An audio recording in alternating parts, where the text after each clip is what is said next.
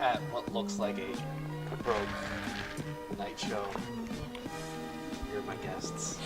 I have a desk, an actual desk. I can't afford. Are you the more rest of like the desk. you more of like a Jimmy Fallon or a David Letterman or?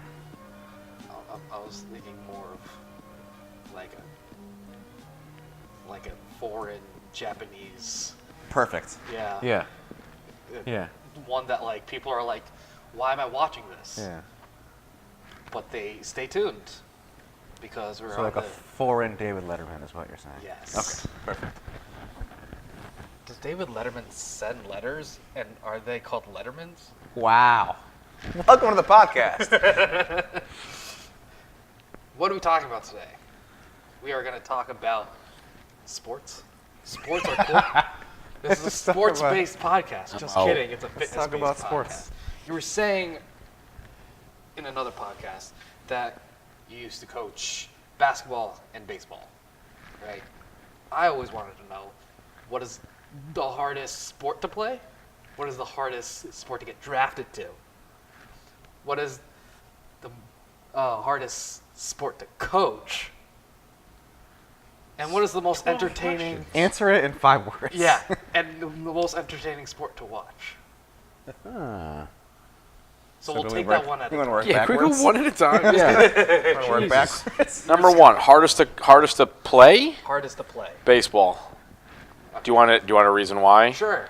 I'm throwing a 90-mile-per-hour round ball at a round bat, and you have to hit it, Oh, that's true. and not have 9 other people catch it. What about cricket? Nope. Okay. And you have to give the illusion that the sport is fucking entertaining, which it's not. I didn't say that. We No, haven't but gotten that's there on the shoulders of the baseball. So player. baseball's the hardest to play. yet. Hardest sport to get drafted to. Are we talking about like the big 4? Yes. It's got to be basketball. They only have 2 rounds of draft. Baseball has 40. Yeah. Football's got 7. Yeah. And hockey has a decent amount. They sign everyone that's like 18. So it's got to be basketball. You can also go minors in a lot of those, right? And there's only Yeah. the D League. The D League, Yeah. the D League's pretty small. Go overseas. So it's got to be basketball. Via basketball. More of an F League kind of guy. 3. The hardest sport to coach. Of what I've coached, What you believe would be hardest to coach? Well, what sport do you think would be hard to coach?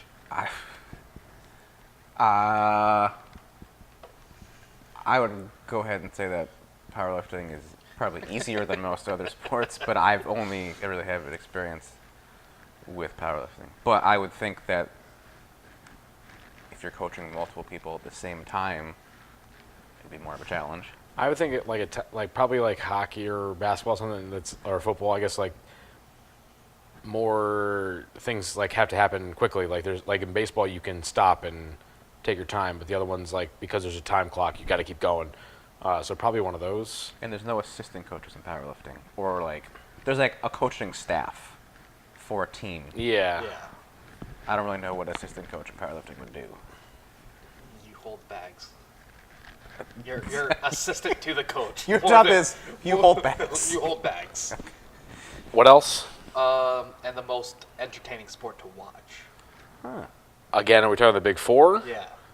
I think hockey, and I'm not a hockey guy, but I'm a basketball kind of guy. I love basketball, but basketball in person always seems slow because everyone's so fast Yeah. that it just kind of seems slow.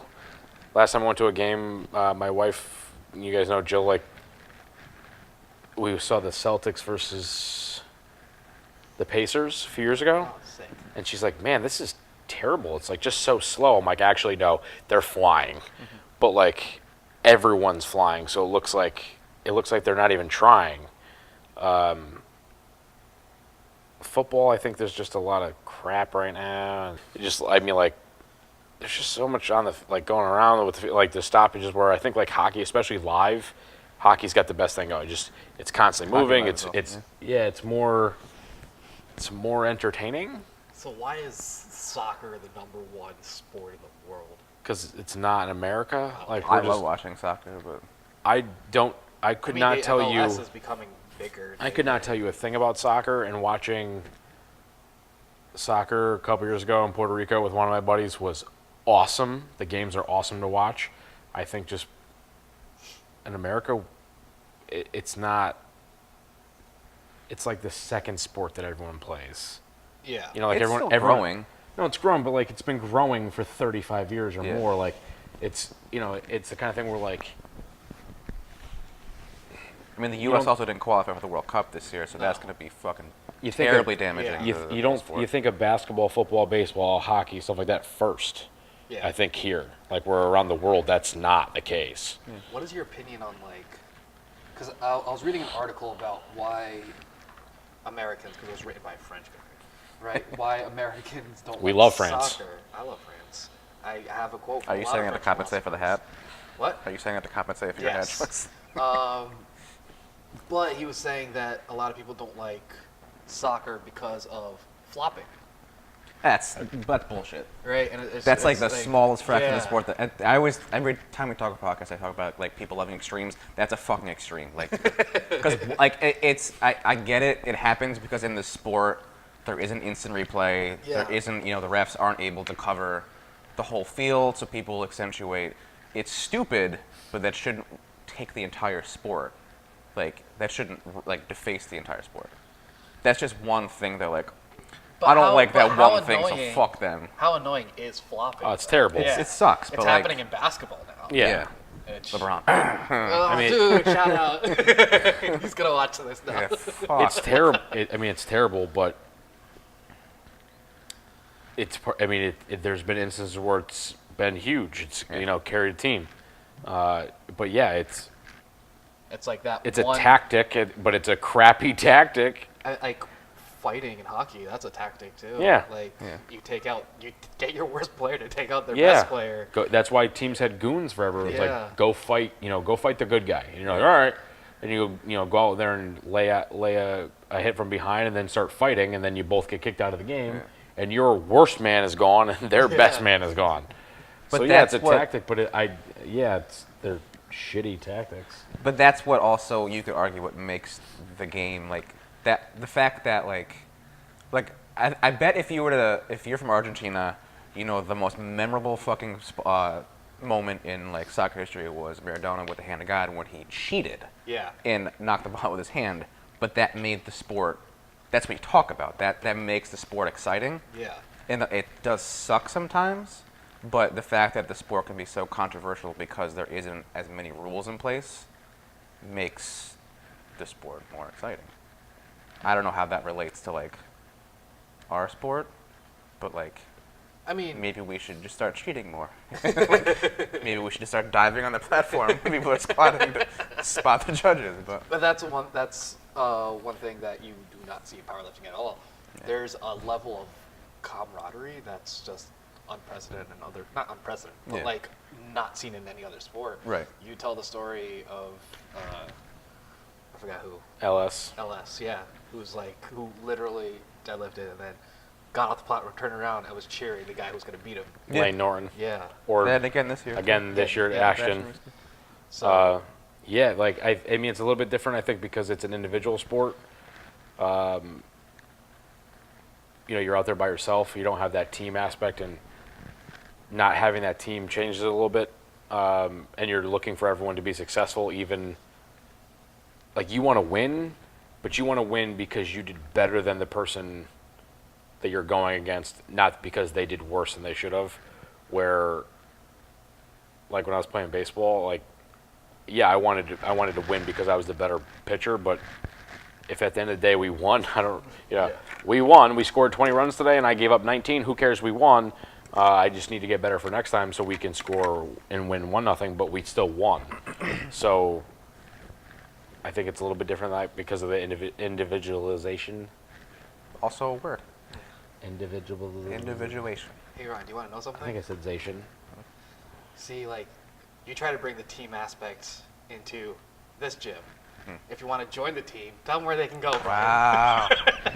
God damn. Oh, I'm killing it with these I plugs, know. dude. I know. You can go to teamgpt.com. Yeah. Yeah, definitely check it out. But I was having a conversation with a friend of mine a while back about eSports, right? And we were arguing on whether or not a sport should be defined by, like, physical exertion or not. I bet Right. esports. But eSports are... It's fucking massive. Yeah, they're getting huge. Do you consider it a sport? I get in trouble for a lot of people with this, but I've had my definition of sport for a very long time. I think it's an athletic endeavor. They move their fingers. It's an athletic endeavor where you are directly competing against someone else. Okay. What I mean by that is, and this is going to piss a lot of people off, is I that mean, we're in the game of alienating audience. is that when judges have or refs or whatever have too much of a say, that becomes a problem. So I've had people arguing with it. They're like, well, based on your definition, powerlifting is not a sport. And I said, not really, because at the end of the day, if I out squat you, out bench you, out deadlift you, I'm going to win. Yes, the judges can influence it by, maybe they think my squats are high, but that's why there's 3 judges there, so there's no cheating there. Mm-hmm. But unfortunately, in sports like ice skating, which I think figure skating is amazing to watch, but when you see it like in the Olympics and you'll see scores of like one country will put up an amazing show and then another country will give them a terrible score. To me, that takes away from that direct competition, because now the judge has too much of an interplay on what's happening at the end of the day, and that bothers me. And I know there's not like a truly objective way for any of these things, and I've gotten into arguments because in that regard, every sport would not be a sport because the refs can swing it either way. Yeah.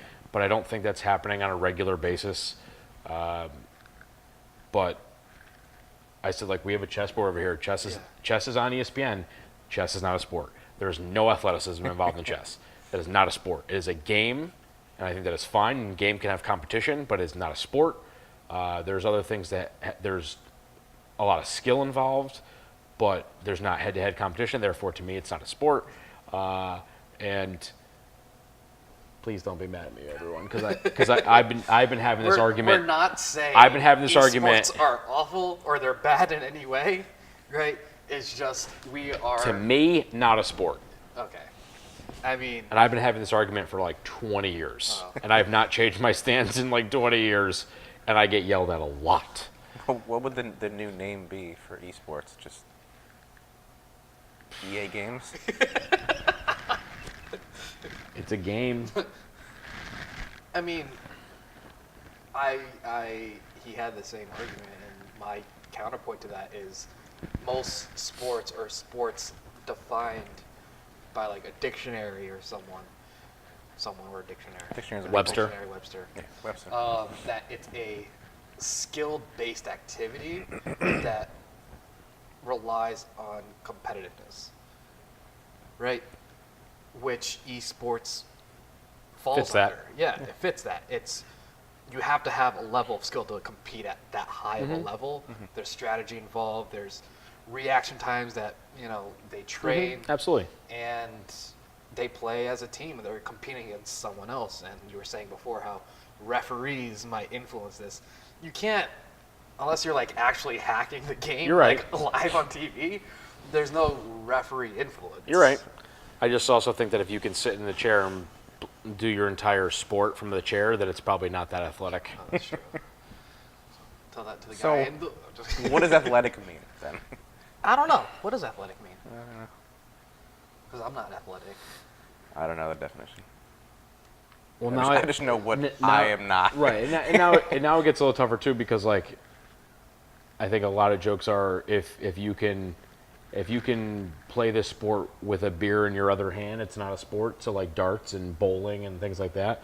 But ESPN loves those games. But bowling is a coordinated effort of the skill of what you're doing in your movement to be able to throw the ball accordingly. I just throw it as hard as I can down the middle and hope for the best. Yeah. I'm not good. There's a lot of skill involved to it, but I don't know. To me, it's still not that athletic. I think most people can throw a ball down the lane. It might not hit a lot of pins, but like they can do it. But I don't think a lot of people can play in the NFL I don't think a lot of people can hit a baseball thrown by Clayton Kershaw. Like, it's almost anyone can sit down and play an e-game. They might not be good at it, and I said e-game, not sport, but they can do it. And I think that's what separates it, is like, do you have the physical capacity to be able to compete in that sport? I think what's interesting is this idea of athleticism is something that, I don't know, I've never seen like pure athletes in powerlifting, like someone who can, when you think of an athlete, you think of someone who can just like get thrown into any sport and just sort of have natural ability to like keep up, right? I don't see elite level powerlifters being like amazing athletes. No, they just don't display it. There's definitely people who have come from other sports, and like there's definitely like impressive feats that people like. I think someone showed like Benika Lau was like a really good track athlete, and you might not see her sprinting to the platform, but she still was a sprinter and good at it. So like it's hard to show that on display, but like I think that people certain powerlifting people come from it because that's the way that most of the sports train. Like most people find the sport because they're training for another sport. I have another question that's kind of dumb. Sure, let's do it. What's your favorite at-home DVD workout plan? You P90X guy? Like I've literally got nothing. I've never seen one. You haven't seen like? I mean, I know what they are, but I've never seen them. Like I've never watched them. I have no clue. Oh man. I said DDP yoga because he yells bang after every move. I don't know. I thought you'd be all like P90X. Go check it out. Shout out to You thought we were gonna jump into a Tony? P90X fucking exhibition? I don't know. The creator's from Connecticut. Is he really? I think he went to Trumbull High School. Oh, that's. Can't think of his name. Is it Tony? It's not worth it. It's Tony probably Horton. Tony. No. Is it Tony Horton? I think it might be Tony Horton. I just remember because my roommate used to do it all the time, and it'd be like like 8 o'clock in the morning. I wasn't waking up for class, and all I hear was like, "Good morning," and then you just start going in the middle of the fucking room. I'm like, come on, Scott. Like, I'm trying to sleep and skip class. Fucking Scott. This is classic. Shout out to Scott. Cool. He's not gonna watch this. Speaking of at-home training DVDs, say I want to build an at-home gym. I know a lot of people ask you this question. What are the essentials to have?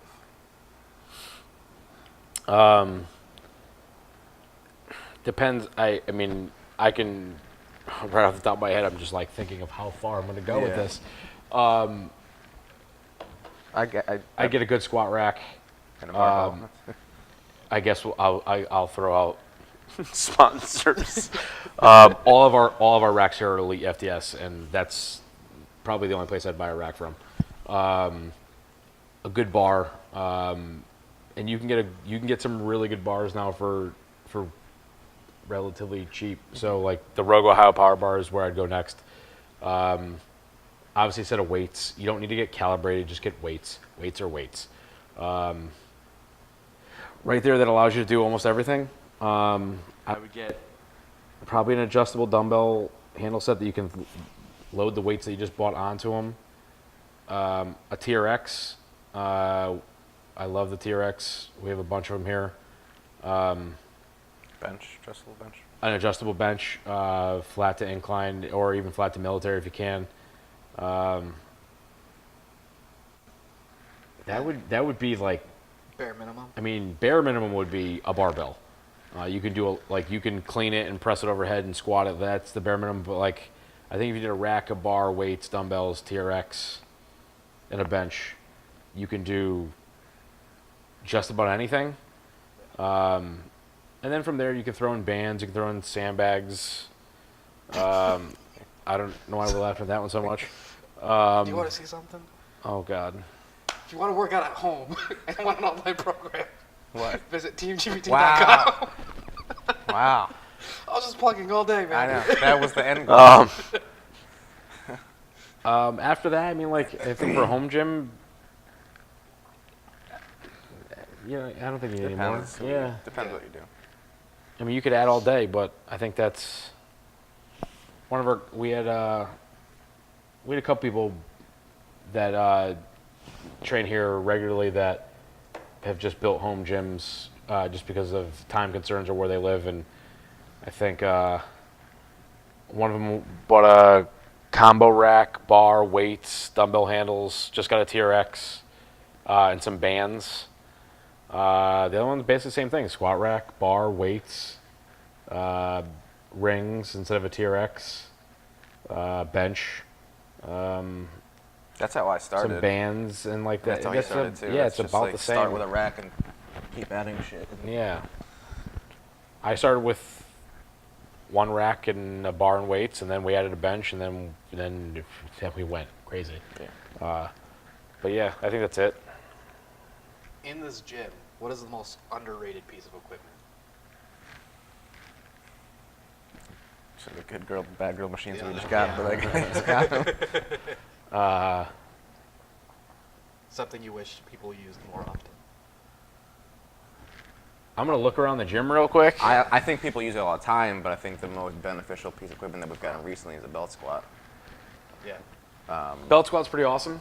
I think it, I mean, yeah, if people, I mean, it's in everyone's program. I think for the most part, everyone sees each other do it, so it's not being underutilized, Yeah. but We did. it's beneficial. We got Matt Wenning's model. I love it. It's been great for just getting extra volume in for your legs, or if you have an upper body injury, or if you just need to take some pressure off your back. Sometimes I think that's been great. You're right, but that's not like you can't. I mean, everyone uses it. So like, Okay. and then the same thing, because I program, I don't let people get away with not using things. So it's tough to say, but I don't know. I'd go back to the TRX all the time. I think the TRX we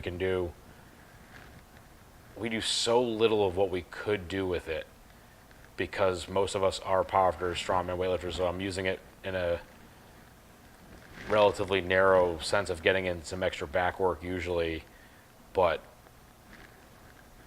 you can do so much with it Yeah. that I mean, you can't see them right here, but I think we're sitting in between two of them. Yeah. And I actually have a couple more here.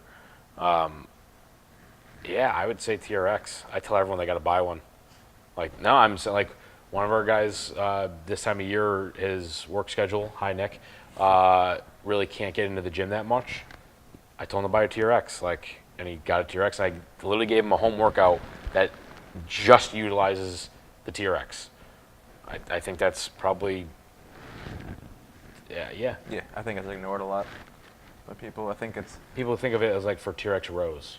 yeah, Like that's it. which And I like, love, but I think people see it like in between movements or like the end of the program. Like, oh, that's like the skippable thing. yeah. Yeah. Because it's not. I think I have this argument with Kurt all the time. It was like, I don't see how people that are squatting 1,000 pounds and doing TRX rows, which like you're right, but like they're still beneficial. Like, Yeah. I'm sure at some point, well, I'm sure if it did rows That's and also TRXs. goes into the idea of people who are squatting 1,000 are going to be squatting 1,000 forever. True. Right. So doing TRX stuff is sort of giving them longevity to squat 1,000 longer. Yeah. But regardless, they're not going to do it forever. Yeah. Is there a piece of equipment that you just want that you're like, if you know, if it He's like the was wrong person on- to ask because he wants fucking on the everything. house, right? The one piece of equipment you're like, oh man, I would get that heartbeat. I do like toys, so I do like to buy a lot of things. We were talking the other day about how like good machines are really underutilized, especially by powerlifters and just athletes in general, because people have like a stigma where like commercial gyms, like, oh, I don't want to do it. Like not functional. Yeah, right. It's not a function, but like I fucking love back and press machines, like good ones. Like that's, I think that we're talking about that'd be like something that we would love to get more of. I mean, I think people think of it as like, oh, I can only do one thing with it. It's not as functional as like a barbell or like dumbbell, which they're right, but I fucking love machines. So Yeah, like no, we were just saying this like a chest press machine, shoulder press, yeah, basically any back machine. I mean, we already have combo racks. I would like to upgrade to a better combo rack, but you know that I guess that's not the best example because we already have one. For overall for the gym, I'd probably say like a more of like a jungle cable crossover that's got multiple attachments to it, so you could do a lot of stuff with that. Yeah. That's probably the next toy I want. Even though we have very little room for it. After that, I'm not even really sure, to be honest. I literally just reached out to Lex and Extreme for their power pole that they used to sell, and they apparently don't sell anymore. So if you guys see this, I'd really like one. And if you'd like to fund this, visit teamgpt.com and sign up for online coaching. And we're trying some new stuff right now. Just got the front squat and Zercher squat attachment for the belt squat. So we're gonna play with those a little bit, see how those are. So I like trying new things, see how they work. We got the yoke that I think once I figure out everything to do with it, it'll be cool. When I say the yoke, I don't mean like the strongman yoke, the composite yoke that you can do different stability type exercises from. So I like trying a lot of different things. But yeah, probably like a really good crossover that you could do a bunch of exercises on, which does not sound like us at all, but I'll crossover all fucking day. But that's what Hashtag Subaru sponsor. Yes, definitely. I think that if you look around with a ton of shit in here, then I think that the gym keeps expanding with the amount of equipment we get, but it also makes training more fun. When we get a new piece of equipment, it makes it fun. It's a new fucking toy that you could make use of. So I think that we're lucky in a sense where he owns the place, so we can keep telling him, hey, we should do this.